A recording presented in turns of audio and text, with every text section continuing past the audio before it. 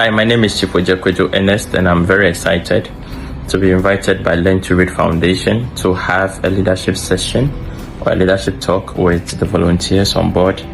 I must say that I'm very excited because two things. First, we are commencing a new year, and there is a lot of high expectations on what to achieve, what to do, and what to plan. And for that reason, I think leadership is very essential and is very critical at this dispensation.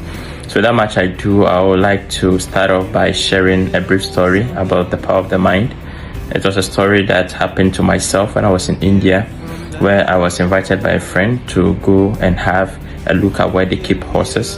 And when I went there, something interesting happened. I realized that the horses that were huge were being tied with a tiny rope, and the horses that were little were being tied with chains. So I was like, what was this construct for? What is this contrast? Because you see huge horses that can break away from this rope, and then the smaller ones that are not able to run away from the chains. So the contrast was so much that I started questioning, and I was told by the lady Joyce who was close beside me. She said something remarkable. She said, Ernest, usually when they bring these horses, they first tie them with chains, and then they condition them to believe that the chains are rope. That's when they remove it after some time, and then they tie them with tiny ropes. And so the rope actually is not tying the neck of the horses, it's actually tying their brains.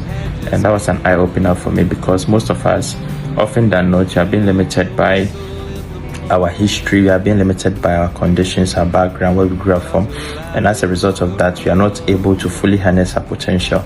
So then you realize that most of the things that are tying us down are not things that are tying us in terms of physical, they are things that are tying our mind. So our ability to overcome that fear, or our ability to jump over or take that leap of faith out of that fear, is what is very critical to define us or to help us achieve a very good year. So in order to harness that, or in order to do that, I'm going to share with you the 6 P's. And the first P is purpose. Purpose is very important. Purpose is what you are being born for. Purpose is something that brings you alive. Purpose is something that when you are even asleep and you are being tapped, you can be able to do it because you have inclined yourself to learn, to grow in that which you find it easy to do. So it's very easy. How do you identify your purpose? Maybe some 3 questions would help. Ask yourself that. Supposedly you ask among your friends, what is that one thing that you can do? What would be the first thing that they will say about you? Secondly, to look at it this way. Supposedly we are taking the same salary for any job that you do in this world. What job are you going to do? Thirdly, if you are in sleep and somebody should tap you right now to get something done, and you are very, very inclined to that, do you think you'll do it at ease?